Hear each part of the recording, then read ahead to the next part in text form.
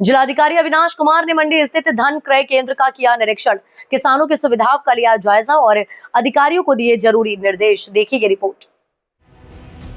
बरेली मंडल स्थित धान क्रय केंद्र में आज जिलाधिकारी बरेली अवनीश कुमार ने मंडी स्थित क्रय केंद्र का जायजा लिया। किसानों को असुविधा न हो इसके लिए संबंधित अधिकारियों को निर्देश दिए। आइए जानेंगे क्या कुछ कहा जिलाधिकारी बरेली अवनीश कुमार ने। रिपोर्ट देवेंद्र पटेल, बरेली।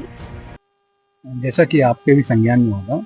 जनपद बरेली में बहुत बड़े जो क्षेत्रफल में धान की पैदावार की जाती है और बहुत बड़ी संख्या में किसान इस फसल से जुड़े हुए हैं। इसको ध्यान में रखते हुए जनपद में कुल 122 केंद्र बनाए गए हैं और जो इस वक्त सरकार के द्वारा एक बहुत ही अच्छा शासन के द्वारा रेट दिया जा रहा है, 2369 रुपये जो है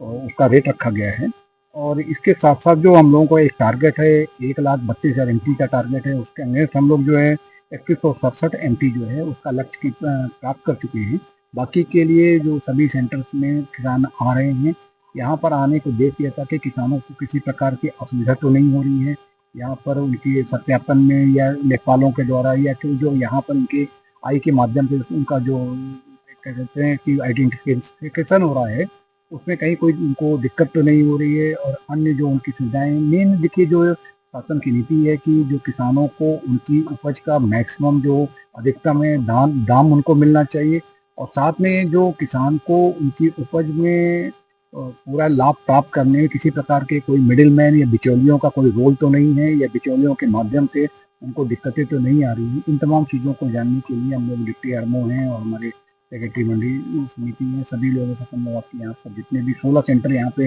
मंडी समिति डेलापी में बनाए गए हैं, उन 16 सेंटर्स को भी हम लोग देख रहे हैं और अभी तक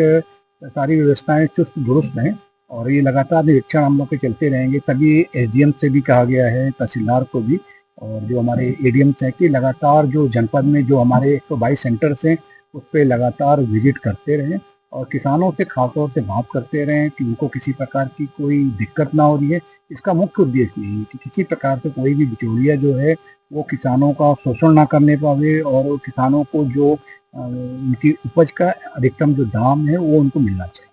सर, ग्रामीण क्षेत्र में किसानों से धान की खरीद नहीं हो पा रही है, परेशान है, इसलिए मंडी में भी भीड़ लग रही है और सत्यापन भी टाइम से नहीं हो पा रहा है, जिस कारण किसानों को काफ़ी समस्या का सामना करना। ये भी देखिए हम लोगों ने किसानों से बातचीत किया है और जहाँ से अभी तक पूरे जनपद में सिर्फ